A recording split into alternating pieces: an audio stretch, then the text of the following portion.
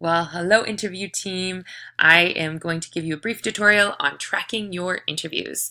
So Acuity naturally tracks your interviews. You guys will never have to write down, I interviewed Jessica Strickland, for example, on May 22nd at 5 p.m. That is all recorded in Acuity. They have it there. They have reports on when interviews happened and all of that stuff. And I'm going to teach you how you can use those reports. Also, I'm going to teach you how when a teacher hasn't shown up for their interview, how we record that. That's considered a no-show teacher, and I will show you how to do that because that will help with reporting as well. And then at the end of every month, we'll send you a confirmation email of how many interviews you've done and the interview numbers. And so I will show you that report, which it's very simple to find, but it's just really nice that you have access to the same report that we use. So you guys will be on the same page with us. And then again, we pay you the first of every month through PayPal in Canadian dollars. So we will know how much to pay you based on the number of interviews you've had through this reporting. So I'm going to take you through into Acuity. So again, you guys are pros at this now. You log in,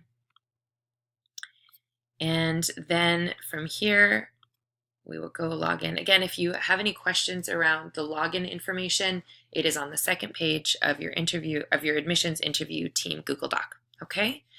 So what we're going to do, if we want to know how many interviews we've had in a month, we're going to simply go into appointments and reports. Okay?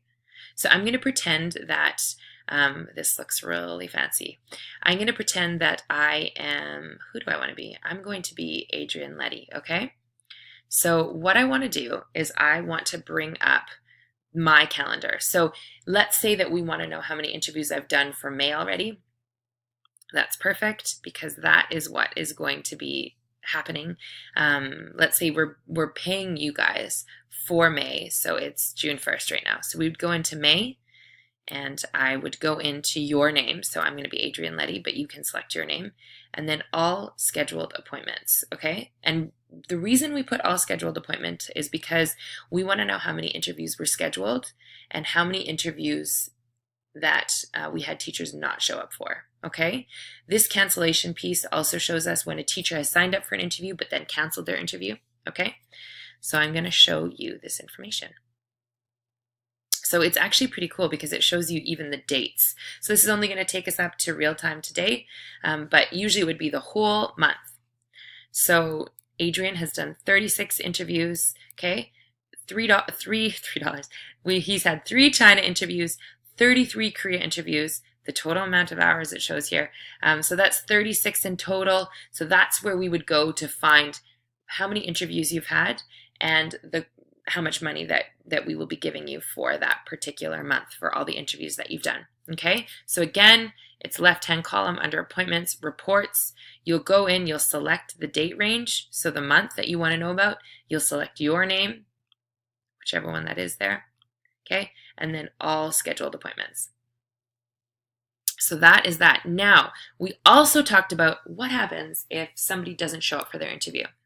Great question.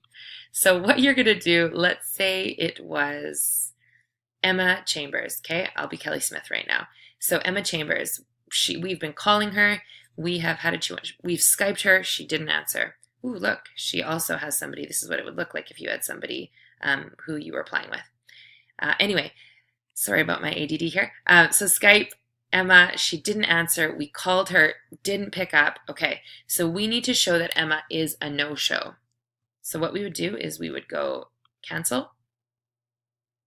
We would select this was a no-show appointment, and we would want to cancel the appointment, but we do not want to email our teacher.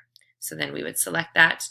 It would then take us through this, and we would then be able to see that there was a no-show for Kelly Smith with Emma Chambers on May 22nd at 4 a.m. Okay, so again, just to give you a brief overview, you'd select cancel. This was a no-show appointment, and then you would say yes, but don't email the client. Okay, as simple as that. Thank you for joining me for this tutorial. Have a wonderful rest of the day. And if you have any questions, Jessica is your girl. Thank you.